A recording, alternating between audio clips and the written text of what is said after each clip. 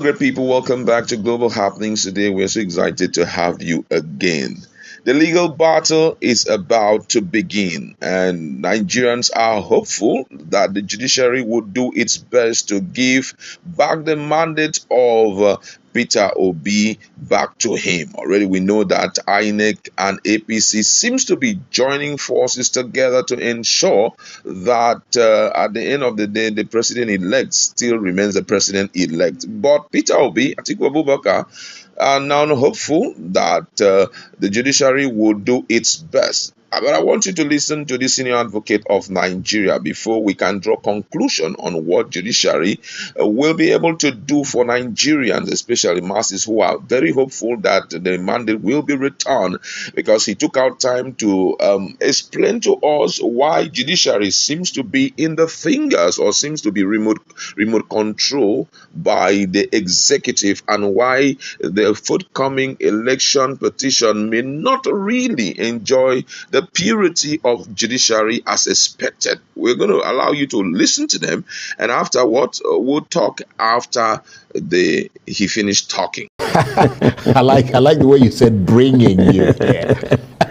Well, how urgently do you think that Nigeria needs to reform its courts and its judiciary, especially when it comes to things like elections, petitions, and stripping out unnecessary procedures that cause lengthy delays? Well, Charles, I have to be very careful here, and let me give a caveat that I will not dwell too much on election matters, because I represent one of the parties in the current litigation before the tribunal. And well, that's fair enough. So let's look at first, as a lawyer, I have implicit confidence in Nigerian judiciary. There is no doubt that people have some perceptions that are rated our judiciary had not too good position, and that perception is all over. But it is for the judiciary to stand the test of time and dispel that perception as incorrect. When you talk about reformation or reforming Nigerian judiciary, there are so many things that are wrong, not necessarily with the judges, but with the judiciary itself. My Lord, Honorable Justice Umeadi, the former Chief Judge of Anambra State, has spoken extensively on what it called the independence of the judiciary. Nigerian judiciary, as of today, constitutionally speaking and in theory, is independent. But I have doubt whether in practical reality the judiciary is independent. And when you are talking about independence of the judiciary, first, is the Nigerian judiciary independent in terms of the resources available to it? It does not have power to approve its budgets. Nigerian judiciary does not mint currency, and so it necessarily has to go to the executive. You will recall that there were litigations by JUSHUM, Judicial Staff Union of Nigeria, and judgment delivered that money meant for the judiciary should be given to the judiciary. But that judgment appears to have been obeyed in breached by the executive, and there are a lot of reasons for this. It is difficult for us to avoid some examples that are gotten from ecclesiastical world. For instance, why did Saul sell his birthright? Because he was hungry. He needed just something from a pot of porridge so as to keep body and soul together. So the political class appears not to want our judiciary to be financially independent. Nigeria is about the only country where I see that what legitimately belongs to the court, the judges, the executive arm of government, put on advertorial as the number of cars they have bought for judges, the number of buildings they have donated to the judges, as if judges are paupers and beggars. So when you see that the judiciary is having a low rating in the sight of the public, one of these is that Nigerian judiciary does not have financial autonomy. Number two, prior now, and in those good olden days, no one lobbied to be made judges or to be made a judge. You appear in court, their lordships who are sitting observe your character, your mien, your demeanor, and your relationship with your colleagues and with the bench, and the character you display in terms of the matters you have in court. It is then that they say, look, Charles, you are crossing over to this other side tomorrow.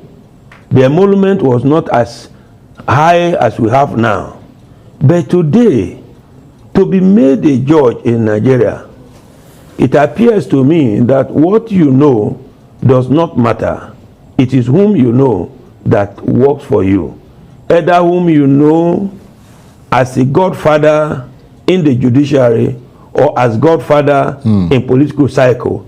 And I think it's the late Abiola that says that the hands of the giver is always on top.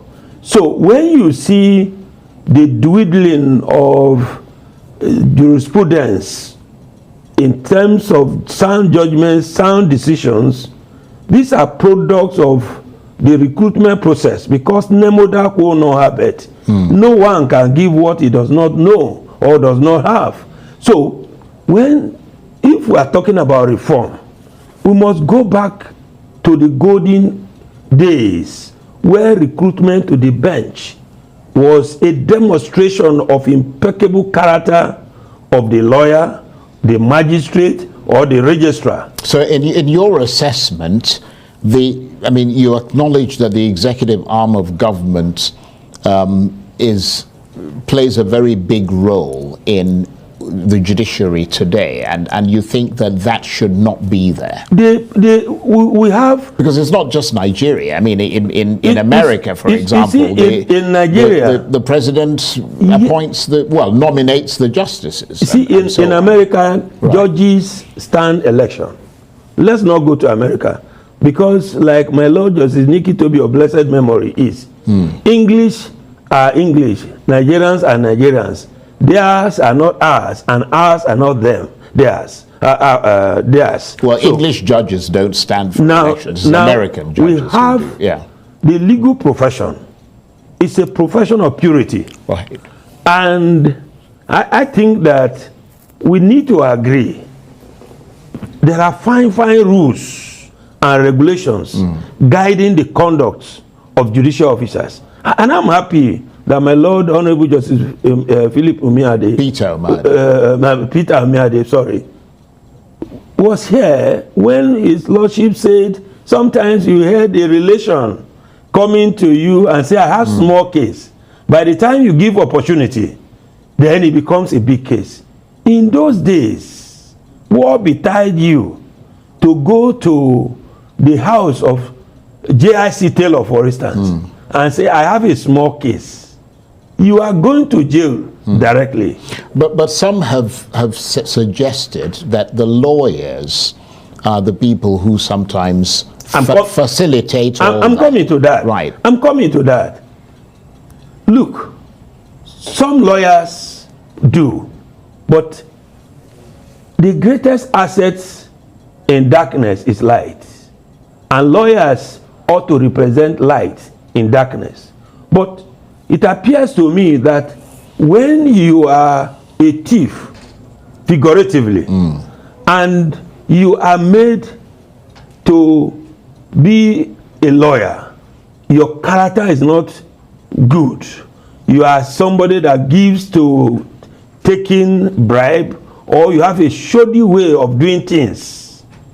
Certainly, once you become a lawyer, you will exhibit that. That's why I'm saying that in the process, because there can be no judicial officer without lawyers, because judges are taken from lawyers to go to the bench, and it's an honor to go to the bench. So when you know of a lawyer whose stock in trade is to meet with judicial officers and settled with the judicial officer, either wittingly or unwittingly, such a lawyer is not fit and proper to be made a judge.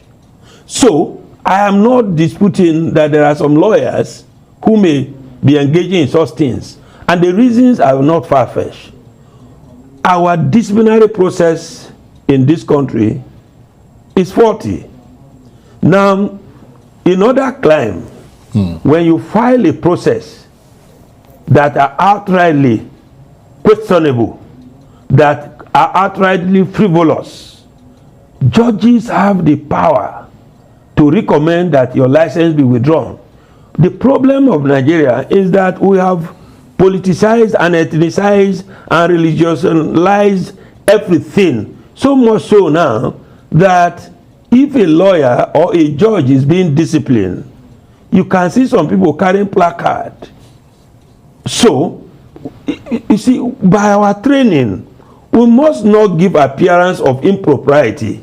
But today, not only improprieties appearance is given, we defend impropriety on the platform of rule of law and the right to fair hearing. Right. Because as a judge and as a lawyer, your conduct is a mirror.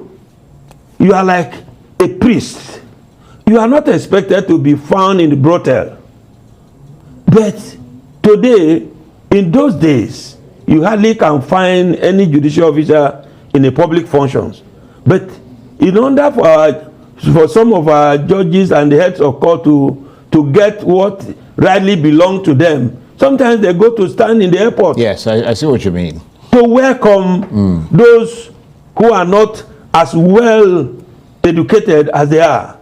And they demean the nobility Absolutely. of the judicial. So we have not yet have a state or the executives or people who really want to put the judiciary in the right pedestal for undiluted justice in this country. Well, that's a very good point and very interesting point that you make. That underscores the feeling that the system at the moment, the judicial system, is quite bad. But I'm wondering whether that concerns you when you've got something like an election petition that is so fundamental to the future of this country.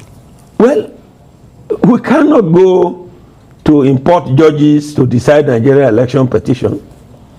The election petitions across this nation must be decided by Nigerian judges. And so Nigerian judges are also not judicial robots. They are human beings like you and I.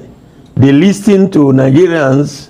They hear the outcry of Nigerians. And judges have, with all respect, done a lot to keep democracy in the kind of democracy that we now have. I'm sure you would have seen that even in election petition, you recall that in Zamfara, when political rascality was displayed, they were put to the strictest test of it, and they lost all the people they claim had won the election. And it happened in other places also. I am praying and I'm hoping that the strength of character, the courage to resist the temptation of the punishment their lordships are suffering in the hands of the executive, God will give them that strength, because whether you like it or not, for those of us who go to court almost on daily basis, except on non-juridical day, sometimes you weep to see judges trying their very best to cope with the volume of work in long handwriting. Yeah, that is just and completely unacceptable. You are expected to deliver XYZ judgments, and so the quantity of judgments now become more fundamental for elevation than the quality of judgments. And in talking about the quality of judgments, no one can sit and read comfortably in a very harsh condition. So judges retire home. They are at the mercies of disco, no diesel. I was privileged to visit a presiding justice somewhere in one of the states far away.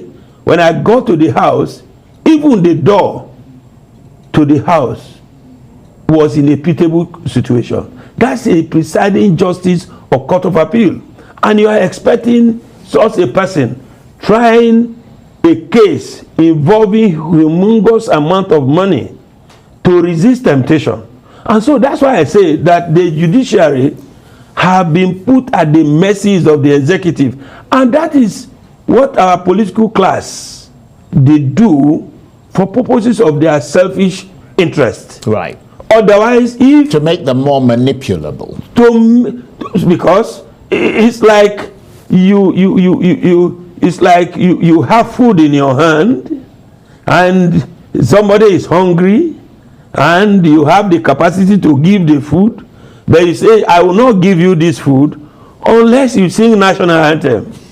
and the man may not even want to sing the national anthem, but He's forced to do it. he's forced to do Right. it. So let me say this, that Nigerian judiciary, judges in Nigeria, without sounding patronizing, have endured very excruciating circumstances. Otherwise, if there were to be one other department, these other departments of government, where money change hands and anybody can change and do whatever they want to do, and the politician propounded the theory of what money cannot do, more money can do, Nigeria would have collapsed. So notwithstanding this excruciating experience, what a perception, as a lawyer, I may not be happy, but I cannot sit here to say that the entire judiciary is bad. Yeah, no, you've made a very good point, and that is the need to restore justice to its central position in Nigeria, and that's why reforms of the kind that you mentioned are absolutely necessary. We've got a couple of minutes before we have to go, and I need to ask you this because you said you were one of the lawyers representing one of the parties in the election petitions. Will televising the processes of these legal challenges to the presidential election, for instance, be perceived to be a good move, a good step in the direction of restoring trust and integrity in the process? I belong to this profession, and it has been the ethics of this profession of considerable antiquity that judicial proceedings in Nigeria are not televised. We are not going there for drama. We are going there for serious business. And let's agree with you that it should be televised. How does that televising of proceedings change a corrupt judge, for instance? Will you go and slaughter the judge? Because judgments of courts are not based on emotional outbursts of the public, because sometimes what the public perceived as justice, it may not be justice. But what I will say is that our judges must deliver justice in judgments, because there are some judgments in Nigeria, when matched with the law, it is absolutely not justice personified. That is why Lord Dennis is of the view, Briefly, a judge must be master of his court, and if there is any rule of law or any precedent that undermine the doing of justice, is within the power of the judge to do all he can legitimately to give justice. Because if you wait for Parliament to amend the law, Parliament for selfish reason may not want to amend the law. For instance, in Nigeria today, you see that the only cases that have timeline within which to conclude are political cases, and political cases are now overtaking all normal cases, and their lordships are overburdened. So there are a lot we need to say, right. But this time is not allowing us to say, because how many judges do we have? Judges are too few in the Supreme Court as of today. Okay. I'm not too sure their lordships are more than 12, and they heard appeal from all over Nigeria. Okay. So when you come for election petition, we need to have a kind of a system that the Kenyan had, right, when you can prove our election petition, okay, by affidavit evidence and lawyer demonstrating and arguing. Wow, that is a sincere opinion of the senior advocate of Nigeria. But, well, right now, what do we have except to believe on what the judiciary will do? We still believe that there are exceptions and there are people, despite the fact that their own financial autonomy is being controlled by the executive, but they will do their best to ensure at least they put a smile on the faces of Nigerians. I know you are itching to talk. Please do well to speak in our comment section. What's your position in respect to all that the senior advocate had mentioned in the session? Let's interact. Thank you very much and stay tuned.